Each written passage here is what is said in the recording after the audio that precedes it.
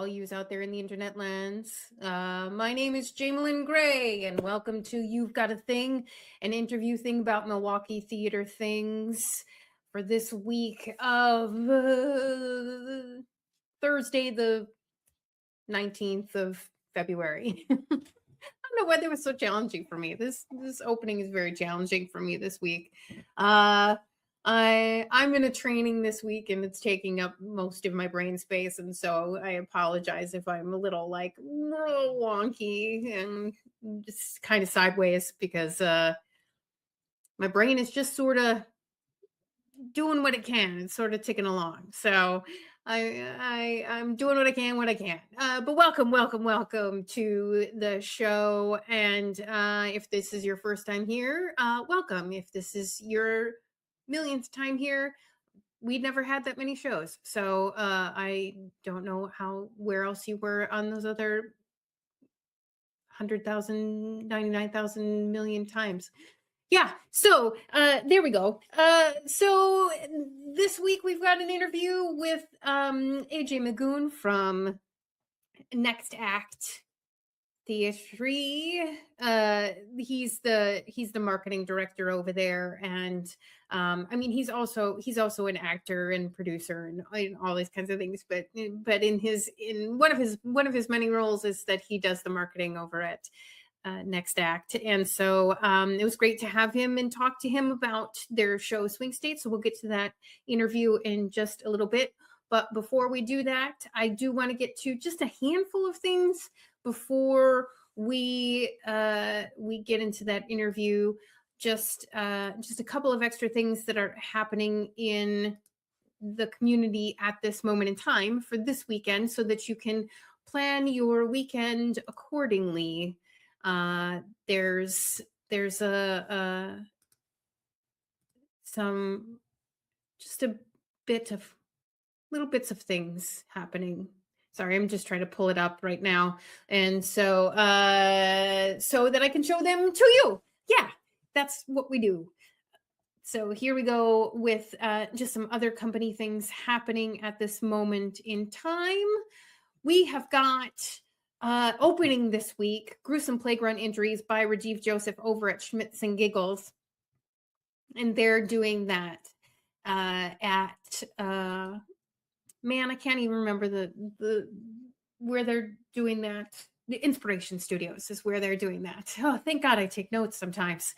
We just had a great interview with them last week. So if you want to find out more about the totality of this process and what Gruesome Playground Injuries is all about, you can go out and check last week's interview with that team. Lovely group of people. And so we just wish them a happy opening for this week. Great little I say little, and it just sounds so pejorative. So I'm trying to not say little. A great show about friendship and life and what it means to try and navigate life with friends when you're sort of traumatized from one thing or another, and you continue, in one of the cases of one of the friends, can be traumatizing themselves. And so it's a really great show. If you haven't seen it, I would highly recommend you go and check that out. Again, you can check out the interview last week. Otherwise, just go to Schmitz and Giggles, my favorite, .org, schmitzandgiggles.org to get your tickets, get your reservations for that. Tickets are only $25, and so it's very affordable, and you will see a great show. Rajiv Joseph has created much larger shows since then, but this is one of his first and one of the greats. And so get your butts over there for that. Then also we have shows from the Interchange Theater Co-op, the improv extraordinaire group that they are. Every weekend they have shows on Fridays and Saturdays, and they have different improv groups on those days. You can go to Interchange Theater, that's a TER.com, to check out the full description and get your tickets and things like that. But on Friday, they're going to have Sports Bra featuring Bad News and Career Day. Hilarious. You are exclusively invited to the best sleepover of your life with Sports Bra at the Interchange. Just 4 gals talking about everyone's favorite smelly, awkward, and yes, hairiest time of their lives, adolescence. So that should be fun. And then they're supported by Bad News, a couple of improvers on that. And then on Saturday, they're going to have Action News Tonight, which is and featuring Palindrome. And Action News Tonight is fake news ain't got nothing on us. Oh, yeah. And it ain't got nothing on us because this is all made up. Brought to you by the best improvised news team in Milwaukee. Sounds hilarious. And then they're going to be supported by Palindrome, which is where scenes that expand, contract, and go forward and back again. Palindrome takes you on a loop of fun. So check that out as well. So you're going to go to Interchange Theater, TER again.com to find out all the information you need to know on that group. Again, every project. Oh, and I almost forgot. On Sundays, they have their open mic or open jam.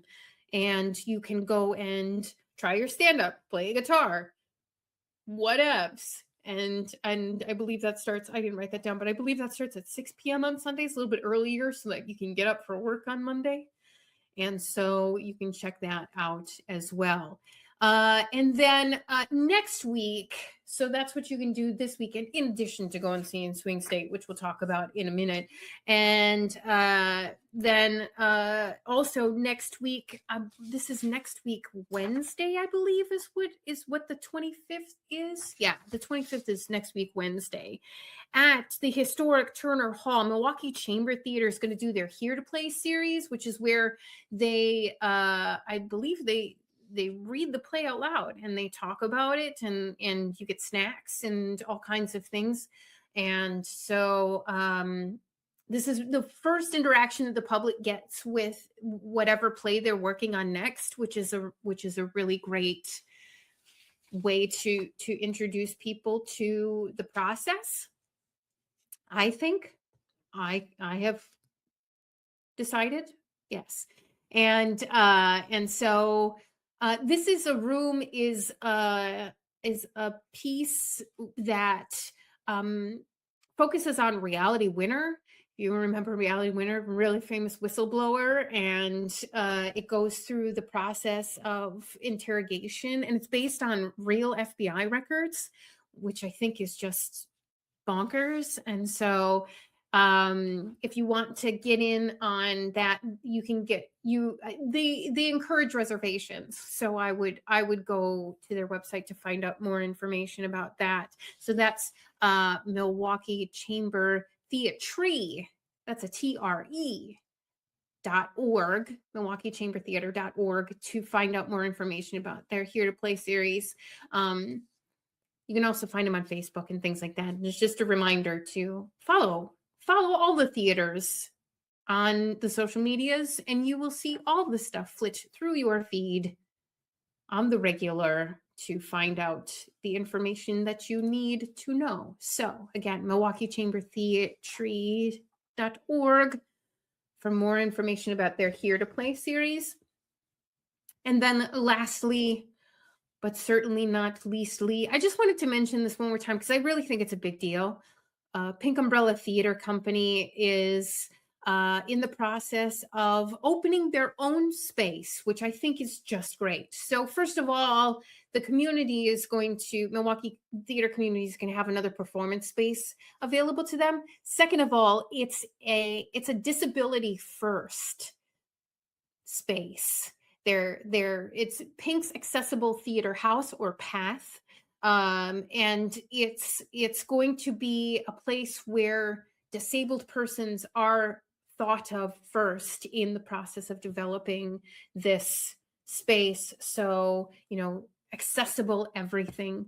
And I think that that's just really great. And also just a really great environment to you know, be involved with the disabled theater community on the whole. I think this is just a really great thing for the community, and you can check out more about that at pinkumbrellatheater.org to find out more information about their open house. So that's going to be in June, and you can follow them and find out more information about how you can become more involved and be a better advocate for disabled persons in the community. And so that's really great. So I just wanted to share that again. Shared that last week when it was fresh news. It's still kind of fresh news, and I'm still very excited about it. So that's that for this week. I did have a longer interview with AJ, so I do want to get to that. We went through like the new season, since it was so nice to get somebody fresh off the season announcement to come and talk about what Next Act is doing next season. So we talked about that a little bit as well, in addition to Swing State. So, but let's get to that right now. And here you go. Here's AJ Magoon for Next Act's current production of Swing State. All right. And with me today is the great, the extraordinary, the amazing, and multifaceted and talented AJ Magoon, who is in this iteration the marketing director of Next Act Theater here in Milwaukee. How are you, my good man? I'm good. I don't know that I can live up to an introduction like that, but you're gonna try. I'm glad to be here, and yes, in one of the many hats that I'm wearing, this one specifically being my Next Act hat.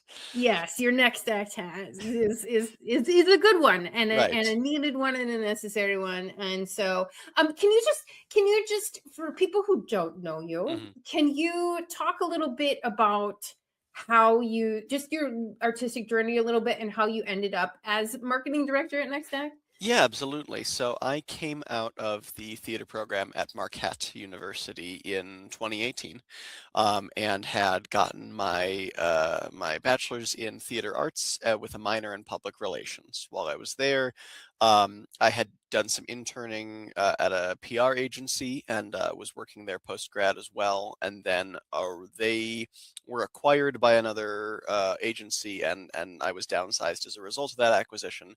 But I know, it was like days before Christmas. It was double I boo. know that one hurt a little bit, but the silver lining was, like, a few weeks later, the position opened up at Next Act. They were looking for a new marketing director, and I, had come out of college, and I was acting, and I was auditioning, and I was, starting to get work and to do things around the city of Milwaukee.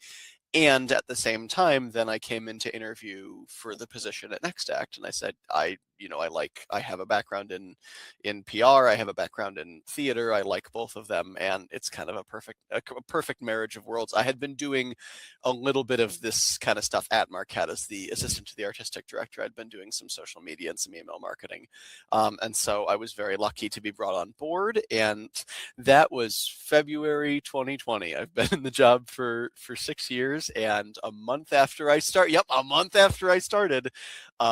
everything collapsed like a souffle in a cupboard, to quote Susie Izzard, and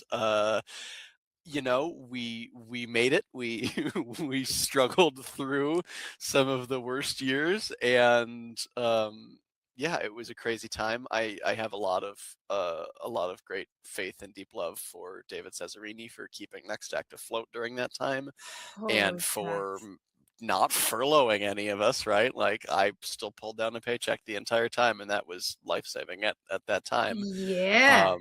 So we returned live to performance in 2021. David retired after 30 odd years of his current position, and also, I mean, had been with the company for the full 35 and had founded Yeah. it, but 30 odd years, in his position as artistic director. And Cody Estel stepped in late 2022 to start up with in early 2023 as Wow. our new artistic director. Libby Amato followed pretty shortly as the managing director. So yeah, I've been around for the changing. I've been around for COVID. I've been around for the changing of the guard, and I am still acting, and I am still working on shows outside of the company, and next season inside the company. But I am also a marketing director. Which we will get to, because Yeah. I saw that, and yeah, I have to talk about poke it. you about that, because that's a big deal. We can mention it. But it is a big deal. But yeah, so that's, I mean, I can't, holy cow. I mean, we all had our own journeys of trying to like traverse the whole pandemic thing, like, Oh my gosh, yeah. but to jump into a role, and like all the aspects of marketing are like set in one way, and then all of a Yes. sudden you have to just go, okay, guess what? We're throwing it all out the window. Right. We're gonna do pandemic theater now. Yeah, we were. I mean, it was a year of feeling as much like a tech support person as it was a marketing person, because we were doing movies, right? We were filming plays and then putting them out there and sending them to people. And I spent so much of my year like explaining to people, okay, here's an HDMI cord, and here's your computer, and here's your TV, and if you want to watch it on your TV, then here are the steps. And I was, got to like November, December 2020, and I was like, oh my God, what am I doing with my life? Like, is this what I wanted to do when I graduated college? And, I mean, I think a lot of us, it was that sort of dark night of the soul. And then thank God, we climbed back out of that hole, and things were able to return to some sense of normalcy over a couple of years. Yeah, but yeah, that's, I just can't imagine that. Like, it was a really surreal. I know, like, who could have expected that within a month of starting? But it was a really surreal. Like, I started at the beginning. I started on opening night of the play A Small Fire by Adam Bach, and so I had that whole process that was completely normal and just like, here's the show, and I took it from beginning to end, and boom, it's done.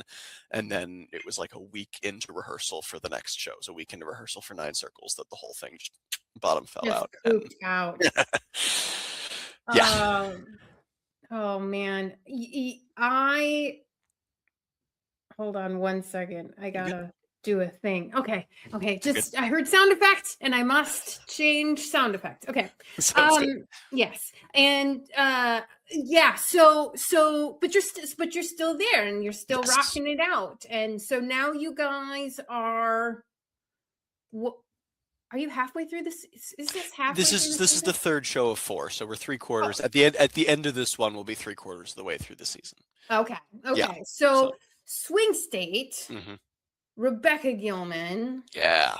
If you are out there and you're listening to this and you've never read a Rebecca Gilman play, you are a little behind, and you should do that. Go read a Rebecca Gilman. Read Swing State. Go read Luna Gale. Okay. I would say don't read Swing State. Go see Swing State. Okay, yeah. That's true. That should be my job, is to get you to buy it. So yeah, you should go see Swing State, but then you should go buy some of her other plays. Yeah. Read something else just to get the Yeah. flavor of what Rebecca Gilman's all about, and then go and see Swing State. Okay, yeah. Thank you for keeping me doing my job correctly. Yes, I'm here for you. I know what it's like. And so tell us a little bit about the story of this show. Yeah, absolutely. So Swing State is a play that takes place in 2021. So we are talking, I mean, speak about the pandemic, right? Like we are talking about still within the sort of bounds, coming out of the heaviest part of the pandemic and starting to get to the point where like people are vaccinated, but things are still kind of, weird, and we're not sure exactly what the world is still. Yeah. And we're out in the Driftless. We're out in a fictional town called Cardiff in western Wisconsin in the Driftless region. And the place centers on Peg, who's played by Tammy Workentine, who's fantastic. And again, if you don't know Tammy Workentine, come see this show, because you also need to see the show for Tammy. Yes, exactly. She's a delight. But Peg is recently widowed, and she lives out there on her own in this small rural town in Wisconsin, on the edge of 40 acres of remnant prairie, right? So her land is wildflower prairie, is wild grass prairie, and she and her late husband were, and now she is preserving this prairie, and she is involved. She has her, her nonprofit Prairie Protectors with her, and she is focused on keeping this prairie alive. And some of the conflict of the play is her struggling with environmental collapse and sort of watching the ways in which the prairie is changing year over year, thanks to climate change, thanks to things like white nose syndrome and bats, and the bat population is disappearing, and sort of the compounding feelings of first the COVID pandemic, and also losing her husband, and now this sort of existentialism of losing the prairie that she loves, or at least feeling like she's going to. And then layer on top of that, you've got Ryan, her I would say friend, almost kind of an adopted son, Ryan Severson, who's played by Jack Lancaster, who Ryan has known Peg and her late husband Jim since he was 6. He's kind of a son to them in many ways, and he has recently finished up a 3-year stint in prison. He's a recovering alcoholic, and he is sort of trying to get his life back on track, and Peg is trying to help him. And the real incitement is, shortly after the play begins, there's a mysterious theft. Some tools, and importantly a gun, go missing from Peg's shed. And so the police get involved, the sheriff's department gets involved, and the sort of events that then unfold in trying to solve this theft are what is going to sort of start to break the bonds in this community apart. Yeah. So it's a little mystery, it's a little drama, there's the sort of, social, people together aspect of it, but there's also this kind of mystery of like, what happened to these tools, what happened in the barn, where's this gun, like what's going on? Yeah. So it's I wonder what the process was for Rebecca Gilman about, because if you don't know, if you're listening to this and you're like, what is the Driftless region? Like, Driftless region is like the southwest corner of Wisconsin, where the the glaciers didn't end up reaching over there, carve out. It's very beautiful. It's very beautiful. You should go and see it if you have not. And so, but it's really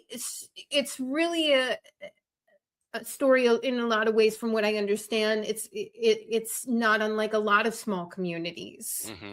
And it is. It's, I think as much as it is a Wisconsin specific story, it's set in Wisconsin, and I think there are specific references. We always get a little chuckle because in the first scene one of the characters said, "Oh, I had to go to Janesville," and everybody kind of goes, I recognize that. Like, there's that recognition, and there is a Wisconsininess to it, but I think there is also, yes, a sort of, this could be a lot of small towns across the country. I don't think that it's so. I think it's specific enough to Wisconsin that a Wisconsin audience is going to recognize themselves in it, but not so non-specific that somebody who wasn't from, it premiered in Chicago, it played off Broadway, and clearly these are, places that also feel the same resonance with this play as we do. What does swing state mean overall? I know what swing state means to me. Does it mean anything particular in the context of this play? Or that's really interesting. Yeah, I like that, because I think we are getting people who come to the show and they say, "Oh, I heard the title and I thought it was going to be like this really political play," and there were a few of the folks were talking with Sandy Max last night on TMJ Radio, and love Sandy. I know. Shout out Sandy. Shout out to Sandy Max. Love Sandy Max to just such a supporter of the arts. Oh. And I loved Jack, who plays Ryan, said it's not like an episode of The West Wing, right? Like it's not guys with American flag lapel pins. Like it's political insofar as everything is political to an extent, and Sure. it's a play that deals with things like the opioid crisis, which is highly politicized. It deals with COVID and how we all reacted to it, which is politicized, and it just deals with how you get along with your neighbors, which is to an extent a political thing. But this is the politics of interpersonal relationships. It is not the like broad overreaching federal politics of like top down governance. It's so much more a human story that has those sort of political echoings, and the swing state of it all really does come in from that sort of the idea of a divided community, the idea of like how do you live in a city, in a town, in a swing state where people don't necessarily all agree with you, but you gotta get along. And again, to something that that Elise Edelman, who plays the deputy, who plays Danny, often says, it's not just about our swing state politically, geographically, but it's also about our swing state of emotions and how we get through this life, how we endure hard things and find the ways to carry on. Yeah. Nice. Yeah. Why would you say that people should see this work of art? I think that it has a lot of resonance right now. I think that it's interesting. I mean, I think that there are aspects of it that even 5 years after it's set, I've started to feel historical enough, right? You Sure. can kind of look at this, post-COVID time as a sort of different world and look at that and go, man, you remember when this was a thing? Remember when that was a thing? But I think that in other ways, the play has never been more relevant. And in other ways, it's a play about finding common ground, which I think is such an essential topic right now. And it's a play about getting through things and about how and why do we keep moving forward when everything seems like maybe it's never going to get better. And I think that that's really lovely. I think there's a lot of great emotional resonance, and I love that it's a play that doesn't preach, right? It's about all these things. All these things are really wrapped up in it, but at the end of the day, it's a human story. It's for people trying their best, and it's something that is happening to all of them, and it's not shouting at you, it's not yelling, this is the way the world is, or this is the way the world should be. It's just watching people trying their best to just muddle through. And I think that's the most compelling kind of play, is something that's not yelling at you, but just sort of giving you an interesting story and a lot to think about and chew on. Yeah, if you want the yelling at you, go to the constructivists. Listen, it's you gotta have them both. You gotta have both options. No, it's real. It's real. And I do love stories that that you watch and it's like, and you're like, oh, that was great. That was really a great show. Yeah. And then it kind of like creeps up on you, and creeps at you, and you're like, oh, and then there was this thing, and then there was that thing. Yeah, you wake up the next morning and you're like, oh wait, oh no, yeah. Absolutely. Yeah. It's one of those that I think it sticks with you. I mean, it definitely sticks with me, and I've seen it a bunch of times. And you've seen it a bunch of times, and I'm still like chewing through it. So yeah, I think there's a lot to grapple with, and I think that makes for good theater, because it's nice to, for the value of your ticket, you get days worth of thinking and talking. Let me tell you. And it's worth it. And it's totally worth it. Yeah, absolutely. Well, if people want to get tickets for Swing State, they can go to nextact.org to grab their ticket. It's through March 8th. They can go to nextact.org. We got Wednesdays through Sundays. We have discounts for seniors and educators and students and veterans and active service members. And artists. All you have to do is ask, right? Yep, like all you got to do is ask. Yeah, most are available online, but artist discounts are available over the phone if you call. Right on.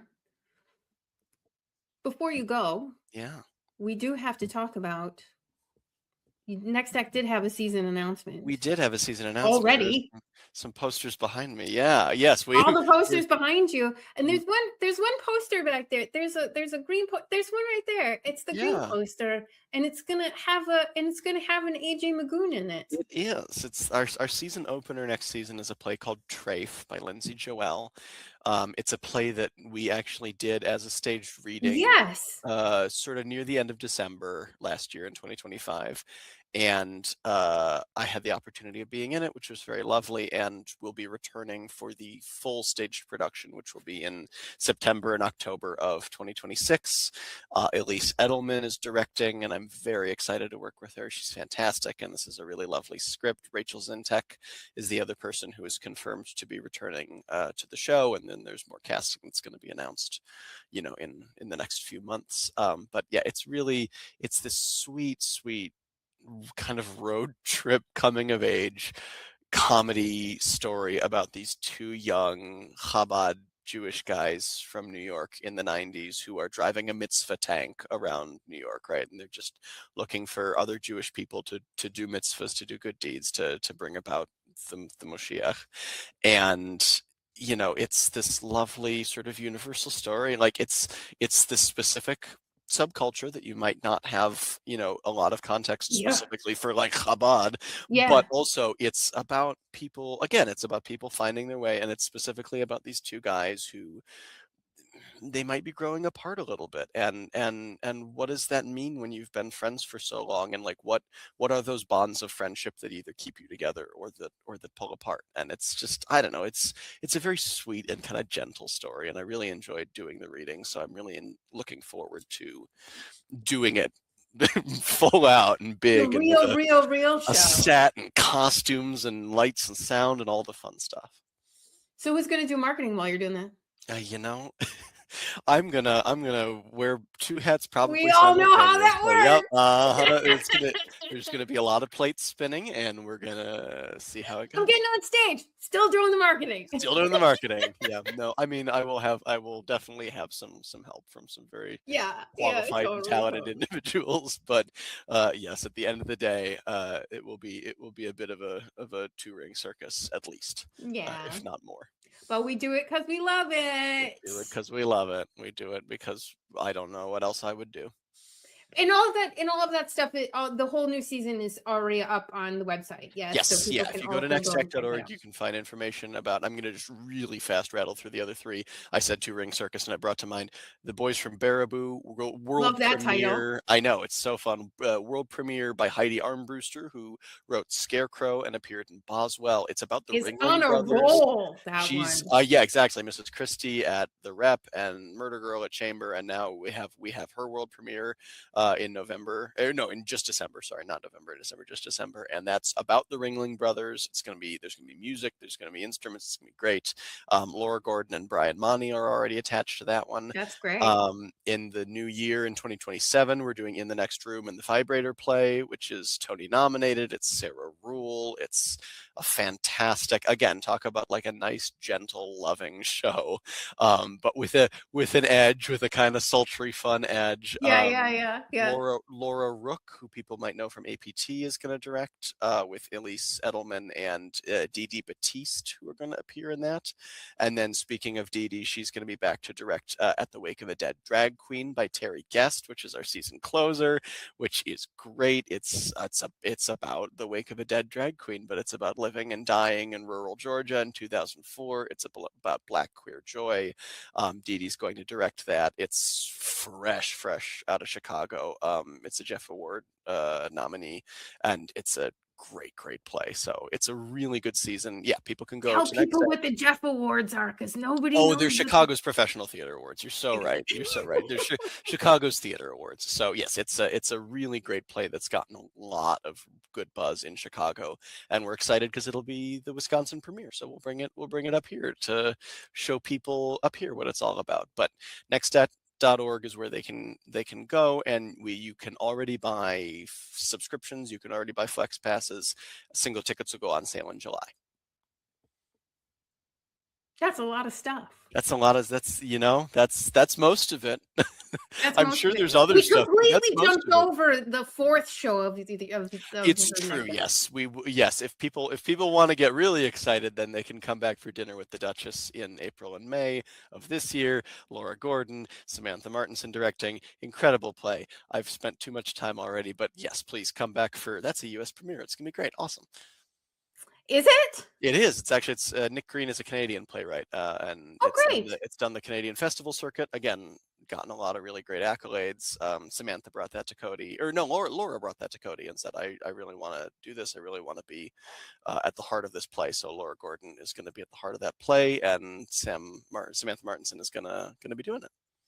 Super fun. I'm really excited about the stuff that Cody's pulling together over by you guys. I think it's all really smart and really varied and a little bit of something for everyone, and I think that's great. Yeah, Cody was talking when we announced the season about, I mean, when he started here in 2023, essentially, he made a commitment to produce as much new work as possible and as much Wisconsin work as possible. And I think that those are two really solid pillars that we are doing, a lot of, and we were always doing a lot of stuff that was new to the city, but I think we were doing a lot of, let's do stuff that is just new in general, plays that have, within the last 5 years, within the last 3 years been written, and then also Wisconsin stories, things that are set here, things that are about here, Swing State, Baraboo, plays that matter to the people from here. And I think that's a really, really great thing to be committed to. Yeah, totally. I appreciate you, sir. I really do. Thanks for having me. This is fun. I thank you. I thank you for jumping on and Absolutely. fitting into my crazy schedule this week. I really appreciate that. Oh, it's my pleasure. And we'll have you back another time. I can't wait. Because you know the everything. Because I'm always around somewhere, lurking in the corner. Somebody's got to do it. Somebody's got to do it. It's Somebody's got to do it. Yeah. Well, you have yourself a good night, sir, and we'll catch you at the next thing. I look forward to it. Yeah. All right. Bye. There it is. There is all the information you can possibly know about Next Act right at this moment in time. Well, maybe not all the information, but it's pretty close. It's pretty close. Yeah. So that was really great talking to AJ. It's such a knowledgeable person and really fun to talk to. So I was really glad he was able to do that and sneak that into his busy schedule. He is one of the busiest artists out there, and so it was great to have him. And so that's what we've got for this week. I believe next week. No, I was gonna say. See, here's my problem, friends. I always think that I remember everything. I should really put a checklist. You would think after doing this for 4 seasons, I would remember to do like a checklist or something like that to make sure that I have all the things for you ready to go at recording time. But I don't. I'm honestly really not sure who I have next week. But I would assume it's something in the way of Skylight, because Skylight is opening Spitfire Grill next week. I don't know. Michael Unger might be too busy to come back and talk to us already. But so we will have somebody next week, and it will be great and awesome and wonderful and amazing. And you will hear my dulcet tones and somebody else's tones, and it will be toneful next week. And so I hope you come back. If you have any questions or concerns about anything, please email info@Maketa, MKETA.org, also known as the Milwaukee Theatre Alliance, Maketa.org. And we will try and get back to you as quickly as we can to answer any questions that you have. If you need to know more about the Alliance or any particular company or whatever, we will shoot you off to where you need to go, because that's how we roll. So thank you so much for joining me this week or next week or wherever you're listening, or wherever if you're on podcast, if you're on social, on the Facebook or the YouTube, wherever in our medias we are. I hope you had a great time with us. And so thank you so much again, and we'll talk to you soon. Join us next week on You've Got a Theme.